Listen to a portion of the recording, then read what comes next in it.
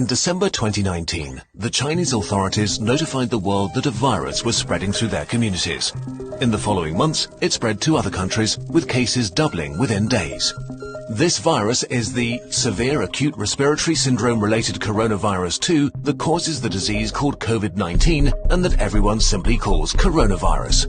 What actually happens when it infects a human, and what should we all do?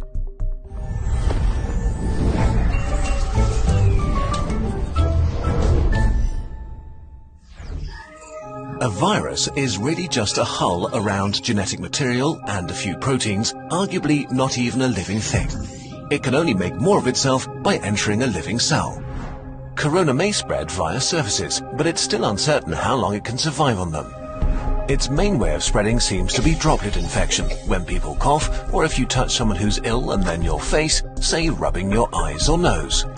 The virus starts its journey here and then hitches a ride as a stowaway deeper into the body.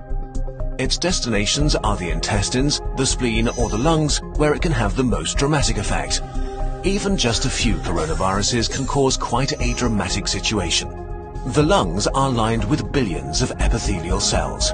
These are the border cells of your body, lining your organs and mucosa, waiting to be infected. Corona connects to a specific receptor on its victim's membranes to inject its genetic material. The cell, ignorant of what's happening, executes the new instructions, which are pretty simple: copy and reassemble.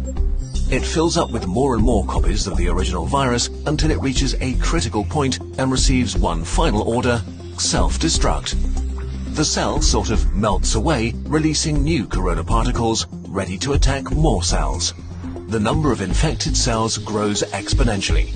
After about 10 days, millions of body cells are infected and billions of viruses swarm the lungs. The virus has not caused too much damage yet, but corona is now going to release a real beast on you, your own immune system. The immune system, while there to protect you, can actually be pretty dangerous to yourself and needs tight regulation. And as immune cells pour into the lungs to fight the virus, corona infects some of them and creates confusion. Cells have neither ears nor eyes. They communicate mostly via tiny information proteins called cytokines. Nearly every important immune reaction is controlled by them. Corona causes infected immune cells to overreact and yell bloody murder. In a sense, it puts the immune system into a fighting frenzy and sends way more soldiers than it should, wasting its resources and causing damage. Two kinds of cells in particular wreak havoc. First, neutrophils, which are great at killing stuff, including ourselves.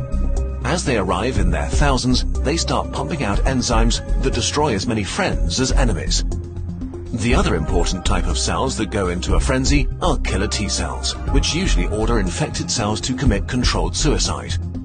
Confused as they are, they start ordering healthy cells to kill themselves too. The more and more immune cells arrive, the more damage they do, and the more healthy lung tissue they kill. This might get so bad that it can cause permanent, irreversible damage that leads to lifelong disabilities. In most cases, the immune system slowly regains control. It kills the infected cells, intercepts the viruses trying to infect new ones, and cleans up the battlefield. Recovery begins. The majority of people infected by corona will get through it with relatively mild symptoms. But many cases become severe or even critical. We don't know the percentage because not all cases have been identified, but it's safe to say that there is a lot more than with the flu. In more severe cases, millions of epithelial cells have died, and with them, the lung's protective lining is gone. That means that the alveoli, tiny air sacs via which breathing occurs, can be infected by bacteria that aren't usually a big problem. Patients get pneumonia, respiration becomes hard or even fails, and patients need ventilators to survive. The immune system has fought at full capacity for weeks and made millions of antiviral weapons. And as thousands of bacteria rapidly multiply, it is overwhelmed. They enter the blood and overrun the body. If this happens, death is very likely. The coronavirus is often compared to the flu, but actually, it's much more dangerous. While the exact death rate is hard to pin down during an ongoing pandemic, we know for sure that it's much more contagious and spreads faster than the flu. There are two futures for a pandemic like corona: fast and slow. which future we will see depends on how we all react to it in the early days of the outbreak. A fast pandemic will be horrible and cost many lives. A slow pandemic will not be remembered by the history books.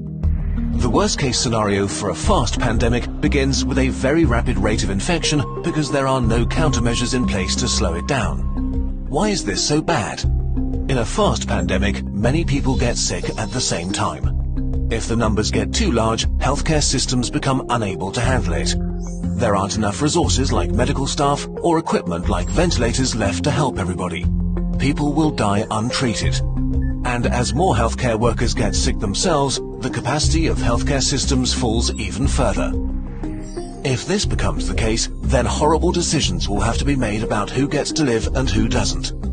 The number of deaths rises significantly in such a scenario. To avoid this, the world, that means all of us, needs to do what it can to turn this into a slow pandemic. A pandemic is slowed down by the right responses, especially in the early phase, so that everyone who gets sick can get treatment and there's no crunch point with overwhelmed hospitals. Since we don't have a vaccine for corona, we have to socially engineer our behavior to act like a social vaccine. This simply means two things: not getting infected and not infecting others. Although it sounds trivial, the very best thing you can do is to wash your hands. Soap is actually a powerful tool. The coronavirus is encased in what is basically a layer of fat. Soap breaks that fat apart and leaves it unable to infect you. It also makes your hands slippery, and with the mechanical motions of washing, viruses are ripped away. To do it properly, wash your hands as if you've just cut up some jalapenos and want to put in your contacts next. The next thing is social distancing, which is not a nice experience, but a nice thing to do. This means no hugging, no handshakes. If you can stay at home to protect those who need to be out for society to function, from doctors to cashiers or police officers. You depend on all of them. They all depend on you to not get sick. On a larger level, there are quarantines, which can mean different things, from travel restrictions or actual orders to stay at home. Quarantines are not great to experience and certainly not popular, but they buy us, and especially the researchers working on medication and vaccination, crucial time. So if you are put under quarantine, you should understand why and respect it. None of this is fun, but looking at the big picture, it is a really small price to pay. The question of how pandemics end depends on how they start. If they start fast with a steep slope, they end badly. If they start slow with a not so steep slope, they end okayish. And in this day and age, it really is in all of our hands, literally and figuratively.